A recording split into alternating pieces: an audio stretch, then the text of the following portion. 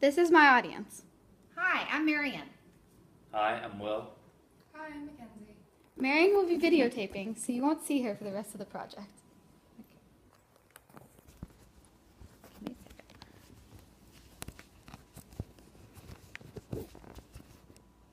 Okay. Does anyone know who this is or what TV show he's from?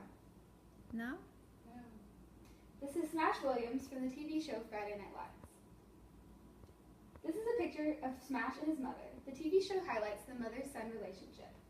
In this picture, Smash is telling his mom that he is going to college, something that he has been waiting for and longing since he started high school.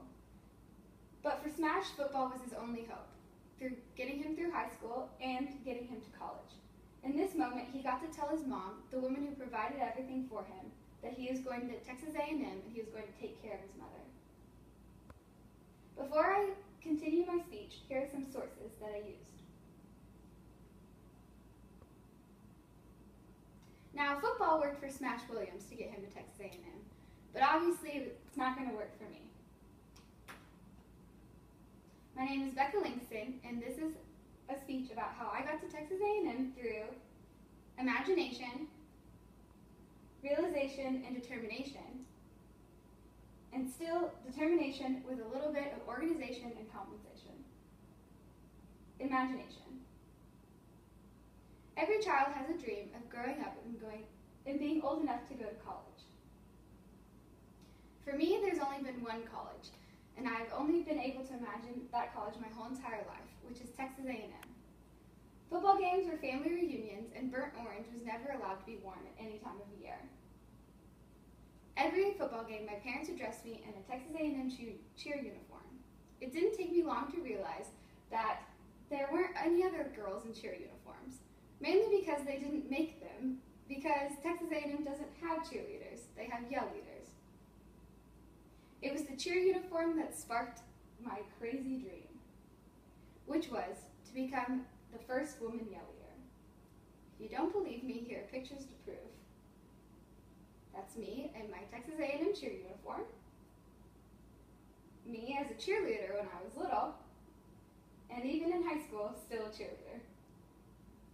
In high school, I still loved cheering, and I still loved Texas A&M, but I was starting to realize that not many women were going out for cheerleader, or for yell leader, and Sarah Finley was actually the first and last woman when I was applying to Texas A&M to run for yell leader. Now, usually this lack of competition would push someone towards that goal, but instead it actually drove me away. And not because I didn't want to achieve that goal anymore, but because I was realizing something more important, and that is tradition. But before I can even debate if I was going to run for yell leader or not, I had to get into Texas A&M. So first things first,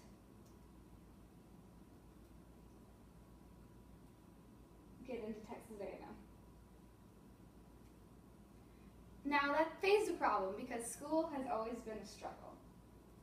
Growing up, school was never my thing, and I would always come home frustrated and confused because no one would speak my brain's language. And I somehow made it to the 5th grade, and my teacher realized that she understood my frustration, and we discovered that I was dyslexic.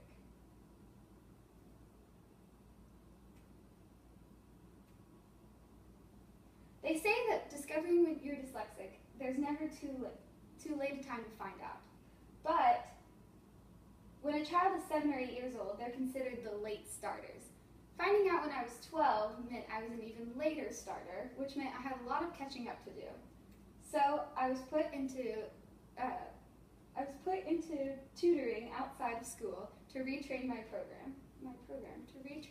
brain.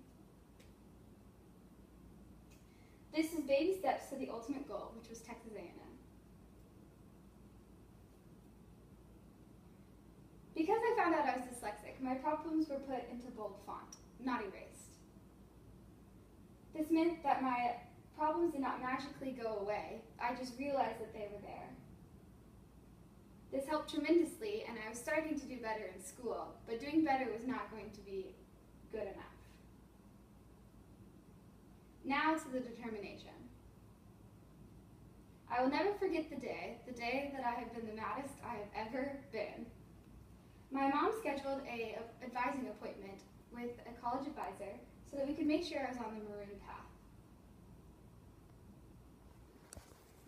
The advisor looked over all of my accomplishments and said that it might be time for me to get a new dream because the odds of me going to A&M were slim to none. Now, I don't know if this advisor was just a really good advisor and played devil's advocate because his goal might have been to light the fire to make me jump, but I was more ready to jump when I left his office. In fact, I was so mad that the steam coming off of me, you could probably roast a marshmallow. But in the words of John F. Kennedy, don't get mad, get even. Now, it was not only a goal and a dream of mine to go to Texas A&M, but it was a statement to get in. To be fair, he had some good points because in the fall of 2010, Texas A&M enrollment was about 49,000 students, whereas the disability services were 829 students. And from the disability services, only 480 of those students had learning disabilities. Now these odds meant that every one student with a disability, there were 60 students without a disability.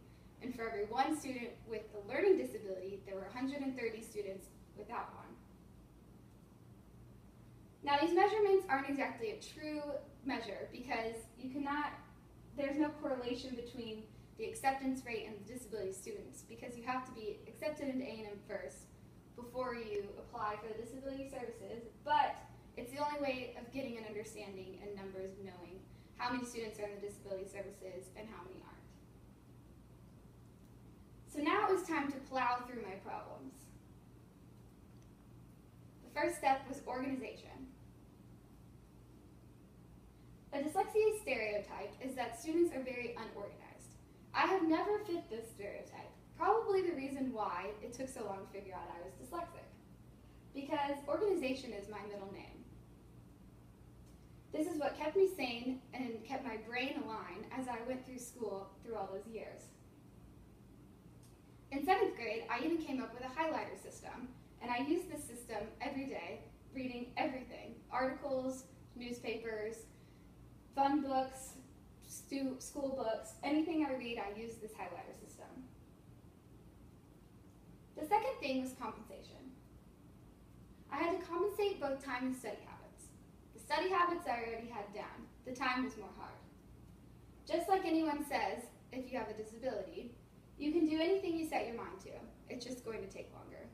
It's the taking longer that gets annoying and gets frustrating. But I kept telling myself it would be worth it when I signed the papers to give up all of my electives in high school. Instead, I would have study halls. March 11th, 2011.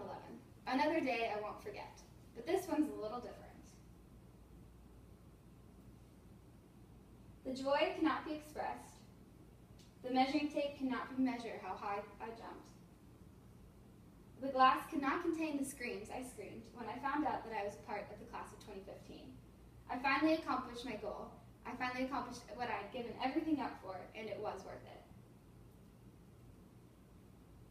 My dreams came true because of my imagination, my realization and determination, and a lot of organization and compensation.